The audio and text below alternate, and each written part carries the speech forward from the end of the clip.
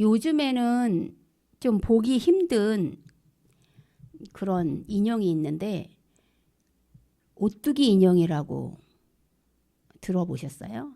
우리 이제 아이들 키울 때는 100일이 되기 전에 선물로 사주는 게 이렇게 아랫도리는 눈사람처럼 생겼는데 통통하고 위에는 동그라서 오뚜기 인형이 아주 큰 선물이었어요.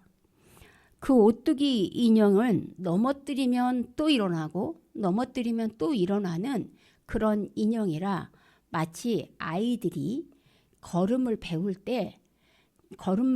때 붙잡고 일어나서 한 걸음 걷다가 넘어져서 주저앉고 또 한 걸음 걷다가 주저앉고 이것을 상징하면서 너도 끝까지 걸을 수 있다라는 것을 보여주기 위한 것이 아닌가 싶어요. 그래서 그 인형이 인터넷에 지금도 있나 하고 쳐봤거든요. 우리가 봤던 그 인형이 없고 얼마나 이쁜 인형들만 있는지 모르겠어요. 똑같이 오뚜기 인형이라고 하는데 오뚜기 인형 우리가 아는 그런 오뚜기 인형이 아니라 오리로 오르 궁둥이처럼 해가지고 넘어지는 그런 인형들이 많이 있더라고요. 오늘날 이렇게 K 문화가 확산되고 있습니다. 미국에서 잘 나가는 뮤지컬은 물론 또한 아이부터 어른까지 좋아하는 애니메이션조차 정말 한국 사람들이 한국을 배경으로 한글을 미국 라스베가스나 뉴욕에 이렇게 번듯하게 걸어놓고 예전에는 한글을 갖다가 영어로 번역해서 하는 반면 오늘날은 오히려 한글을 그냥 그대로 이렇게 놓는 것을 볼 수 있습니다. 그것은 물론 한국 문화라고 제가 말씀드렸어요. 한국 연예인들만 진출하는 것이 아니라 떡볶이, 김밥, 순대 이런 한국의 분식도 엄청나게 불티나게 팔린다는 거예요. 우리는 김밥 먹고 남으면 냉장고 들어가면 안 먹잖아요.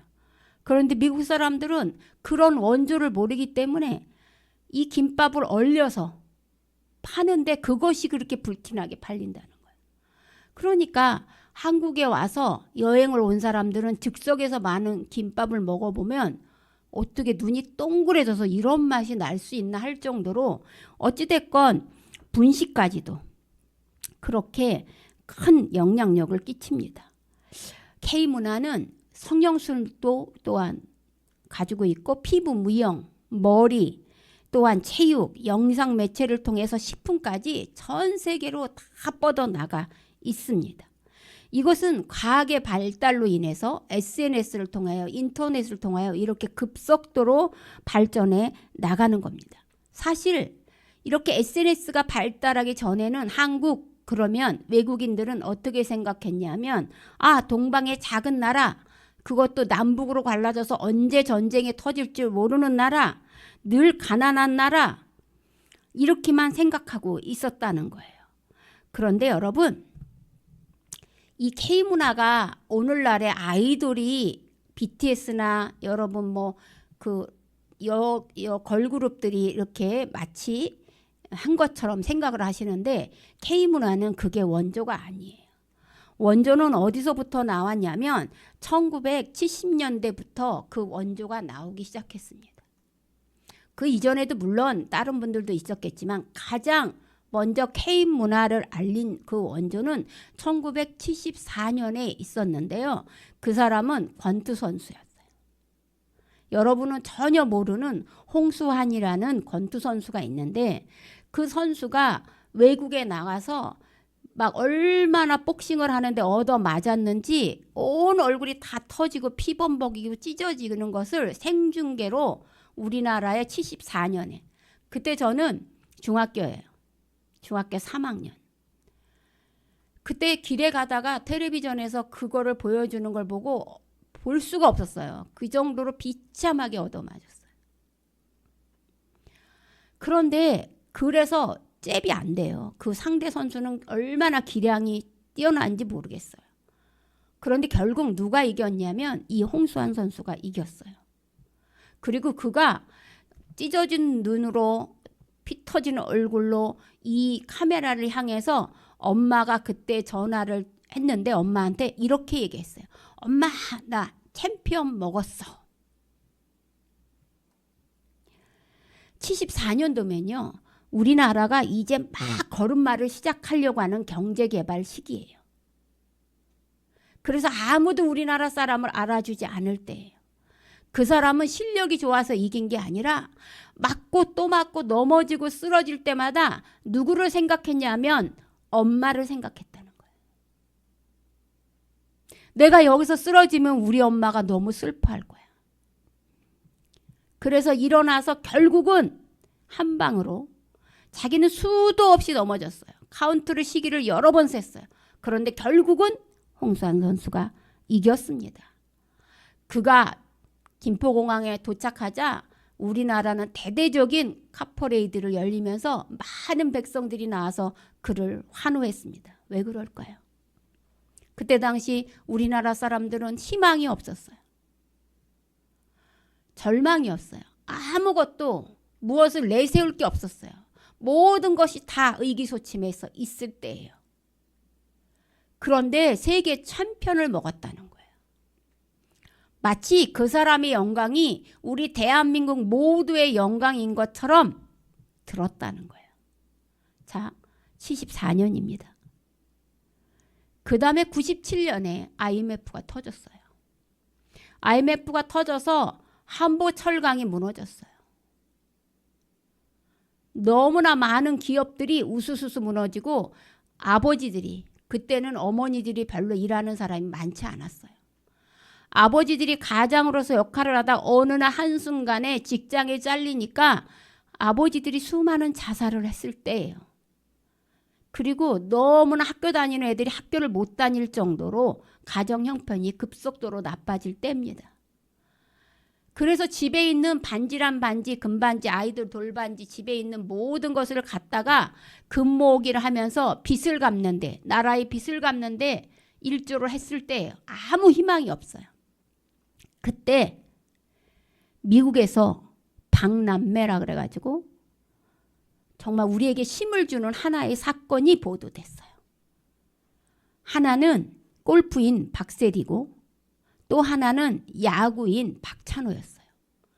두 사람이 미국에서 그 많은 사람들 틈에서 얼마나 잘하든지 마치 우리도 저렇게 일어날 수 있다는 오뚜기와 같은 인형을 생각하는 그런 희망을 우리에게 주었던 것입니다. 이처럼 우리나라의 스포츠는 우리나라 백성들이 나는 아무것도 아닌 존재라고 자존감이 무너져 있을 때 그 자존감이 일어나도록 기여를 한 사람입니다. K문화가 세상에 이렇게 이끌고 가는 이 시점에서 여러분, 우리나라는 결국 자고에서는 멸망할 수밖에 없어요. 왜냐하면 그 이전에 헬라 문화라는 것이 굉장히 세계를 지배했었어요. 물론 인터넷이 없을 때예요. 헬라 문화는 뭐였냐면 건축이 발전했어요. 그래서 우리 비잔틴 문명, 여러분들이 하는 고딕 양식, 모든 건물들, 여러분들이 유럽에 가서 보는 그 모든 것들이 다 헬라 문명이에요. 모든 건물들, 경기장, 체육관, 운동장, 이 모든 것은 다 헬라 문명이에요. 그래서 체육시설도 발달돼서 남자들은 근육남, 오늘날 남자답다 하는 그런 근육남들이 나와서 자기 몸을 이렇게 드러내고 자랑하고 싶었어요. 그래서 나타난 체육 경기가 레슬링이고 그랬고 로마형인 거예요. 남자끼리 벗은 몸을 가지고 뒤엉키는 그런 게임을 얼마나 볼상사납게 생각했는지. 그런데 그들은 그렇게 해서라도 자기의 이 멋진 몸매를 남들에게 보여주고 싶어 했습니다. 노천극장에서는 자유롭게 남녀간의 사랑을 하는 그런 것들이 전파되어 있고요. 더군다나 그런 옷들은, 그리스의 옷들은 당연히 세상 사람들에게 이슈가 됐고요. 더군다나 나 자신을 알기 위해서 철학이 굉장히 많이 발달했어요. 그래서 뭐라고 얘기하냐면 너는 어느 학파냐? 라고 물어볼 정도로. 그래서 우리가 세계사 시간에 스토아 학파, 그죠? 이런 것들을 배우는 거였어요. 아무튼 헬라 문명은 개방적인 사고를 키우는 데 크게 기여했어요. 그래서 오늘날의 시민 문화에 큰 영향을 끼쳤습니다. 그런데 초기 기독교인들에게 헬라 문화는 그들에게도 자연스럽게 자리 잡았고, 그런데 그것이 별로 반가운 징조가 아니었습니다. 왜냐하면요, 헬라 문명은 나 자신을 알라, 소크라테스가 말했던 너 자신을 알라. 그래서 자기 개인주의예요. 자기 이기주의예요. 근데 기독교는요, 너 자신을 아는 것에 출발하지 않아요. 기독교는 무엇에서부터 출발합니까? 하나님은 누구이신지 아는 것에서부터 출발해요. 그래서 오늘날 새신자 교육을 통해서 가르칠 때도 무엇을 먼저 가르치냐면 하나님은 누구인지에 대해서 가르치는 거예요. 어찌됐든 지금 사도 요한은 오늘도 태초에부터 있는 생명의 말씀인 예수 그리스도의 가르침이 얼마나 소중한 것인지 지금 진리를 가르치고 있는데, 지금 교회 내에는 비진리, 영지주의자들의 거짓 진리들이 판을 치고 있는 거예요. 그래서 그들은 자기 자신만을 사랑하게 만들어요. 그런데 기독교인은 형제 사랑을 강조하는 거예요. 형제 사랑을 유독 강조하는데 그 이유는 우리가 지난주에 했던 것처럼 사랑의 출처가 하나님이고요. 하나님을 사랑한다는 건 마음과 뜻과 힘을 다하여 주 너희 하나님을 사랑하라 그랬어요. 하나님을 사랑한다는 건 하나님의 말씀인 계명을 잘 지키는 거고요. 그러기 위해서는, 계명을 잘 지키기 위해서는 누구의 힘이 필요하느냐? 하나님의 사랑을 듬뿍 받아야 되는 것이에요. 그런데 그때 당시 교인들이나 지금을 살고 있는 우리들이나 이 형제 사랑하기가 왜 이렇게 힘들까요? 이것은 그리스도의 사랑을 우리가 온전하게 느끼지 못하기 때문이에요. 그래서 예수님께서 명령한 마음과 뜻과 힘을 다하여 하나님을 사랑하고 내 몸같이 이웃을 사랑하라는 이 계명이 너무 견디기 힘들어서 교회 내에서조차 이루어지지 않는 겁니다. 그 이유가 무엇일까요? 그것을 저는 오늘 서론에서 말했던 K문화와 홍수환 선수의 일화를 통해 여러분에게 말씀드리고 싶은 겁니다. 그 이유가 무엇인지. 성경 속에는 그리스도인들의 삶을 여러 가지 스포츠의 경기로 묘사하는 것을 발견할 수 있습니다. 우리는 이 세상에 살면서 영적인 싸움을 해야 돼요. 운동선수처럼. 이 세상을 살면서. 여러분, 운동선수에게 괜찮아, 최선을 다하면 돼, 저도 상관없어, 이렇게 말하는 건 있을 수가 없는 거예요. 운동선수는 뭐하러 운동해요? 이기기 위해서 운동하는 거예요. 공부는 져도 돼요. 공부는. 근데 운동은 지면 이인자는 아무도 안 알아줘요. 그러므로 이것이 뭐냐? 영적 싸움을 할 때 반드시 이겨야 된다는 거예요. 이 세상 사람들은요, 힘이 어디서 나온다고 생각한다 하면은 자기를 사랑하는 데서 나와요. 자기 애. 그래서 나를 위해 돈을 많이 써야 돼요. 그죠? 나를 위해서 뭐를 해야 돼요? 아, 돈만 있으면 돼. 돈이 모든 것을 다 해결해. 그렇게 생각해요. 그리고 자기만 좋고 즐거우면 돼요. 남은 아랑곳하지 않습니다. 그리고 죄가 무엇인지 크게 신경 쓰지 않아요. 오늘날에 이상한 사람들이 너무 많아서 어느 날 저쪽에 어디예요? 판교 쪽에 고양이 가면을 크게 쓰고 어떤 여자가 마트에 들어가서 칼을 휘두르는 거예요. 그래서 누군가 무엇을 얘기하면 대답이 뭔지 아세요? 야옹. 난 깜짝 놀랐어요. 오늘날의 사람들이 미쳐 돌아가는데 정상적인 사람이 없어요. 너무 고양이를 사랑하나 봐요. 아니면 귀신이 들렸든지. 고양이 큰 탈을 쓰고 처음부터 들어와서 누가 무엇을 물어봐도 야옹밖에 얘기를 안 해요. 그리고 칼을 휘두르는 거예요.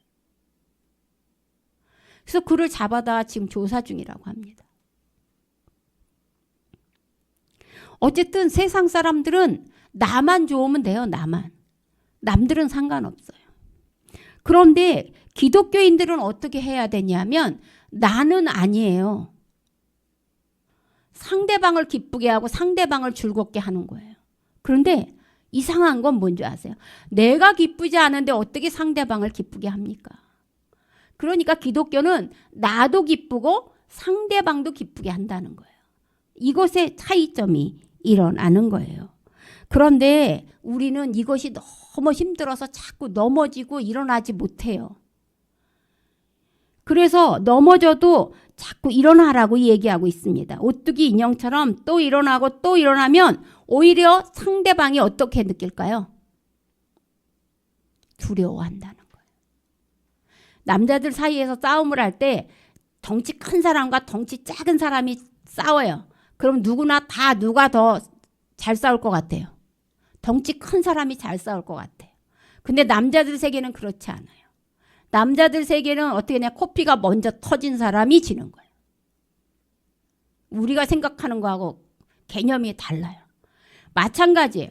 먼저 쓰러진 사람이 잘못된 게 아니라 쓰러져서 일어나지 못한 사람이 진 사람이에요. 기독교 문화에서는.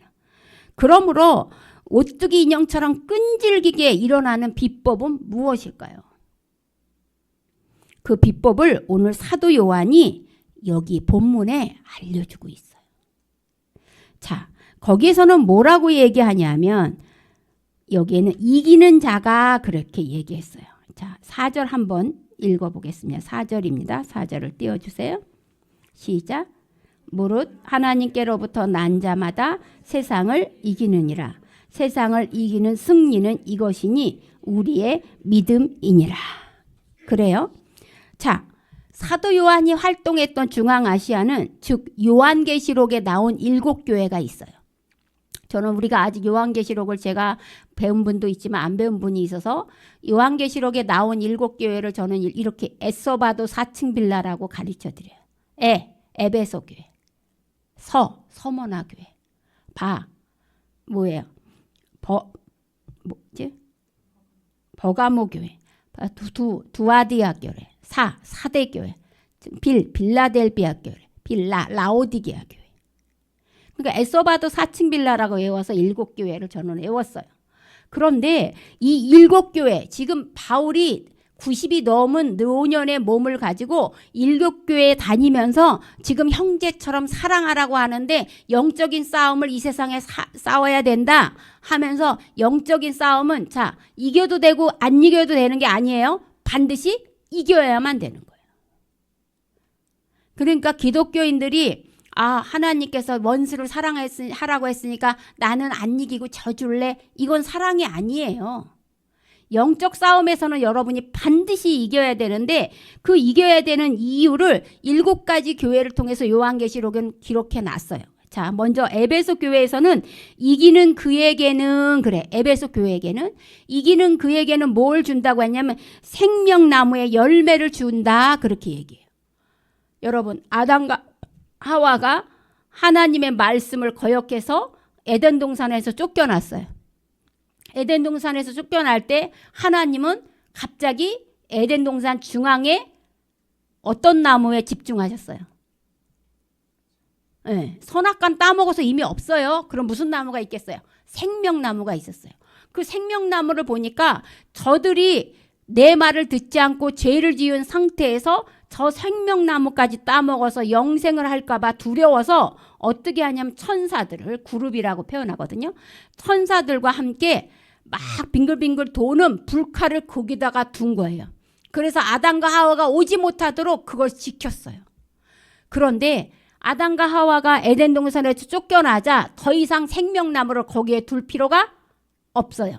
그래서 그 생명나무가 하나님이 계신 나라로 올라갔어요. 그래서 요한계시록에는 마지막에 우리가 하나님의 나라에 올라갔을 때 영생을 얻는 방법은 그곳에서 병들었을 때 그 생명나무를 따먹음으로 영생을 얻는다고 표현하고 있어요. 그러므로 에베소 교회에게는 이기는 그에게는 생명나무의 열매를 먹게 해준다는 축복을 허락하셨어요. 이기는 그애가 전제 조건이에요. 그 다음에 에서바도라고 얘기했어요. 버가모 교회, 그죠? 서머나 교회, 여러 교회들에게는 그럼 어떻게 얘기했냐는 거예요. 서머나 교회에게는 이렇게 얘기했어요. 둘째 사망의 해를 받지 않는다. 둘째 사망이라는 건 뭐냐면 첫째 사망은 뭐예요? 이 땅에서 우리가 죽는 거예요. 둘째 사망은 하나님께 심판을 받을 때 열째 다섯 처녀처럼 나 너 모른다 하고 그렇게 되지 않는다는 거예요. 둘째 사망의 해를 면한다고 얘기해요. 이기는 자는. 서머나 교회는. 그럼 버가모 교회는 뭐라고 하냐면 이기는 그에게는 감추어진 만나를 너에게 주겠다 그래요. 만나는 출애굽기 이후에 다시는 나타나지 않아요. 그런데 그때 이기면 감추어진 만나를 너에게 풍부하게 줄 거라고 얘기를 해요. 또한 두아디아 교회에서는 이기는 자는 만국을 다스리는 권세를 준다고 얘기해요. 예수님께서 사탄에게 시험 받을 때 세상 끝까지 올라가서 저기를 쳐다봐, 그것을 뛰어내려봐, 그러면 내가 너를 만국을 다스리는 권세를 줄 거야 그랬어요. 그때 예수님께서 주 너의 하나님을 시험하지 말라 그랬어요. 근데 하나님께서 직접 두아디아 교회에게는 이기면 내가 너희에게 만국을 다스리는 권세를 주겠다라고 약속을 해요. 또한 사대교회는 이기면 흰옷을 입고 생명책에 기록해 줄 것을 약속하고요. 빌라델비아 교회는 이기면 하나님의 성전의 기둥이 되는 역할을 너희에게 맡기겠다고 약속하고요. 마지막 라오디게아 교회에게는 내 보좌에 함께 앉게 해주겠다고 약속해요. 여러분 다 몰라도 상관없어요. 이 7교회에 공통으로 들어가는 단어가 뭐예요? 이기면. 그렇기 때문에 우리 교회는 뭐예요? 이 건물로 된 교회도 있지만 여러분들이잖아요. 우리잖아요. 저잖아요. 우리들은 이 세상에 반드시 뭐 해야 돼요? 이겨야 돼요. 그러면 반드시 이겨야 하는 비법이 어디에 나와 있냐 이거예요. 5절을 띄워주시기 바랍니다. 4절 5절 4절 5절 같이 읽어보겠습니다. 무릇 하나님께로부터 난 자마다 세상을 이기느니라. 세상을 이기는 승리는 이것이니 우리의 믿음이니라. 예수께서 하나님의 아들이심을 믿는 자가 아니면 세상을 이기는 자가 누구냐 그랬어요. 예수를 그리스도로 믿는 자가 하나님의 아들이라고 1절에 분명히 얘기했어요. 그러므로 우리는 하나님의 아들이에요. 하나님의 아들인 여기에 뭐라고 되어 있냐면 보십시오. 믿다, I believe. 우리가 사도신경을 했던 나는 뭐뭐에 믿습니다 라고 하는 I believe라는 이 말의 동사 시제가 뭐예요? 자, 믿다는 동사 시제가 뭐예요? 현재? 현재? 진행이요. 그러니까 우리가 믿는다는 것은 뭐냐면 나 과거에 믿었었다 안 됩니다. 나 지금 믿어 아니에요. 믿고 있는 거예요. 계속해서 믿는 거예요. 그러므로 동사의 시제에 이 나는 믿는다라는 이 반복적인 믿는 행위로 인하여 고백해야 된다는 거예요. 그렇게 고백하는 사람에게는 우리가 우리는 고백만 하는 거예요. 그렇기 때문에 우리의 행위로 무엇인가 이기는 방법을 주시는 게 아니에요. 그건 하나님의 주권이에요. 아, 내가 정했어. 니네가 주님을 믿는다고 고백하면 나는 너희에게 이기게 해주겠다고 이야기하고 있습니다. 예수님께서 뭐라고 얘기했는지 아세요? 세상에서는 너희가 환난을 당하나 담대하라. 내가 세상을 이기었노라 그랬어요. 그건 뭐예요? 현재 진행형이 아니라 과거 완료형이에요. 그러므로 우리는 예수를 믿고 예수의 영이 우리 안에 있는 거기 때문에 우리는 예수님이 이겼기 때문에 우리는 당연히 이길 수밖에 없는 거예요. 그러면 뭐가 현재 조건? 믿어야 한다는 거예요. 지금 현재 진행형이에요. 믿고 나가야 된다는 거예요. 바울은 예수님의 부활을 보고 믿었던 바울은 이렇게 얘기했어요. 하나님께서 속히 사탄을 너희 발 아래에 상하게 하시리라 확신했어요. 사탄이 내 발밑에서 짓밟힘을 당한다는 거예요. 여러분 형제 간에는 사랑해야지만 사탄 간은 어떻게 하라고요? 반드시 이겨야 되는 거예요. 내 발 아래에 무릎을 꿇게 해야 되는 거예요. 그러면 사탄이 뭐예요? 사탄은 세상에서 힘이라고 여기는 모든 것이 사탄이에요. 하나님께서 말씀하시지 않는 것들은 사탄인 거예요. 하나님은 하나님께 구하는 자마다 다 주신다고 그랬어요. 그런데 내가 구하지 않고 자꾸 내 뜻대로 세상을 향해서 나아가면 그것은 여러분이 세상에 속한 자지 하나님께 속한 자가 아니에요. 그러므로 우리는 믿음으로 인해서 넉넉히 이길 수 있는 비법을 알고 있는 거예요. 여러분, 그러므로 기죽지 마시기 바랍니다. 당당하게 이 세상과 맞서 일어나기 바랍니다.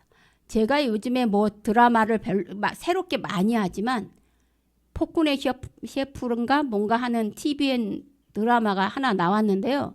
거기서 이렇게 보니까 뭐가 나왔냐면 연산군에 대해서 나오더라고요. 연산군에 대해서 나오는데 21세기 2025년을 사는 여자 셰프가 뭐 이상한 책을 받아서 뭐 하여튼 책을 받아서 그 연산군 때 그 책을 받아서 비행기를 타고 가다가 그 연산군 시대로 들어가는 얘기예요. 근데 이 여자가 여러 가지 어려움을 겪을 때마다 그 어려움을 견뎌내는 그 원인이 뭐냐면 이 여자의 고백이 이렇게 고백해. 나는 역사를 알고 있잖아. 나는 연산군이 반역으로 죽임을 당하는 걸 알고 있잖아. 그러므로 나는 이 역사를 이용하면 되잖아. 이런 고백들을 하더라고요. 여러분, 우리는 이 교회사에서 어떻게 이기는지 예수님을 통해서 이미 역사를 통해서 알고 있잖아요. 그러니까 우리는 당당히 그것을 놓고 나가면 우리는 이길 수밖에 없다는 거예요. 자, 사랑을 많이 받은 사람은 당당할 수밖에 없어요. 여러분, 주눅드는 사람이 왜 주눅드냐면 무엇인가 자신감이 없는 거예요. 사랑을 못 받은 거예요. 아내로부터 사랑을 많이 받은 남편은요, 회사 생활을 당당하게 합니다. 남편으로부터 이게 사랑을 많이 받은 아내는요, 세상에 나가서 두려울 게 없어요. 부모님의 사랑을 많이 받은 아이들은요, 인간관계나 사회관계나 무엇에도 다 자신만만해요. 말도 안 되는 소리를 질문을 해서 대답을 해도 자기가 왜 이것이 사람들이 웃는지를 몰라요. 사랑을 많이 받는 사람은 그 어떤 고난이 와더라도 당당합니다. 그런데 우리는 하나님께서 자기의 독생자 예수 그리스도를 죽이면서까지 우리를 사랑해 줬어요. 그러므로 우리는 사랑을 많이 받은 자예요, 안 받은 자예요? 많이 받은 자예요. 그러므로 당당하셔야 돼요, 안 당당하셔야 돼요? 당당해야 돼요. 성도라고 부르고 내가 교회를 다닌다고 생각하면 지금 당당하셔서 밖으로 나가야 돼요. 왜 그러냐면 하나님께서 이스라엘 백성을 출애굽시키면서 광야 생활을 할 때 백성들이 뭐라 그러냐면 자꾸 불평과 불만을 하는 거예요. 그러니까 하나님이 이렇게 얘기했어요. 네가 말한 대로 내가 이루어지게 하리라. 여러분, 부정적인 얘기를 하면 부정적으로 바뀝니다. 여러분, 부정적으로 그런 결과를 얻을 수밖에 없어요. 근데 긍정적인 사람은요, 이상하게 긍정적으로 일이 풀립니다. 힘들더라도 결국에는 끝에 가서는 다시 일어설 수 있는 긍정적인 삶을 살아가셔야 된다는 거예요. 그러므로 여러분, 서론에서 말한 홍수환 선수가 이길 수 있는 비결이 무엇 때문에? 실력이 아니라 맞아도 다시 일어났던 거예요. 맞아도 다시 일어날 수 있는 그런 힘만 있으면 우리는 결코 지지 않고 승리할 수 있습니다. 자, 홍수환 선수가 그렇게 일어날 수 있었던 것은 홀로 계신 어머니를 생각해서 자기가 죽으면 안 되지. 그래서 그 동생 홍수철이라는 가수가 있었는데 그 사람도 지금 목회를 하고 있어요. 목사님이에요. 그래서 홍수환 선수가 그 교회의 장로님이거든요. 그때 어머니를 생각해낸 것처럼 우리 성도들도 힘들고 쓰러지고 넘어질 때 다시 좌절하고 포기하고 싶을 때 누구를 생각해야 되냐면 하늘 아버지를 생각해내야 된다는 거예요. 우리를 위하여 십자가에 죽으시기까지 고생하신 예수 그리스도를 생각해내서 그래서 일어나고 또 일어나야 된다는 사실이에요. 그러므로 사랑하는 성도 여러분, 하나님이 이 땅에 우리를 보내신 이유는 이 세상과 맞서서 당당하라고, 내 대신 너희들이 당당하라고 보내주는 거예요. 자, 어린아이가 길에 가다가 뛰다 넘어졌어요. 그런데 보통의 부모님들은 가서 아이고 아이고 아이고 내 새끼 아이고 넘어졌어 하고 안아주고 그 힘들지 하고 업고 갑니다. 그러면 걔는 넘어질 때마다 누군가가 달려와서 아구 아구 아구 해주고 안아주고 업어줘야 된다고 생각해서 인생을 이길 힘이 없습니다. 그런데요, 어린아이가 넘어질 수 있는 거예요. 그럴 때 훌륭한 부모님들은 어떻게 하냐면 괜찮아 아프구나 같이 공감을 해주되 어떻게 해줘야 돼? 안아주거나 업어주지 않습니다. 뭐라고 얘기해야 돼? 다시 일어나봐. 괜찮아. 진정으로 아이를 사랑하는 부모는 이 세상을 내가 끝까지 지켜줄 수 없기 때문에 그가 혼자 일어나는 법을 알려주는 것처럼 우리 하나님께서도 우리가 넘어지고 쓰러지고 자빠질 때마다 그냥 먼 곳에서 우리를 묵묵히 지켜보고 응원하고 있습니다. 때로는 나의 등 뒤에서, 때로는 나의 앞에서, 때로는 내 좌우편에서 나를 돌보시는 주님의 손이 뻗쳐 있습니다. 근데 그 손을 잡을 수 있는 용기가 일어서는 거예요. 여러분이 무엇인가 어려움을 겪고 있습니까? 지금 뭔가 풀리지 않습니까? 그 주님의 손이 어디로 뻗어 있는지 보십시오. 그리고 그것을 향하여 내 손을 뻗어 같이 주님의 손과 맞닥뜨려야 됩니다. 그렇다면 장애물이 있어도 넘어지더라도 끝까지 일어나시는, 그래서 아까 생명의 영생을 얻고 사망의 해를 받지 않고 숨겨진 만나를 받고, 그죠? 그렇게 우리에게 주시는 오른편에 앉을 수 있는 그런 모든 축복, 이기는 자들이 누리는 축복을 받아 가시기 바랍니다.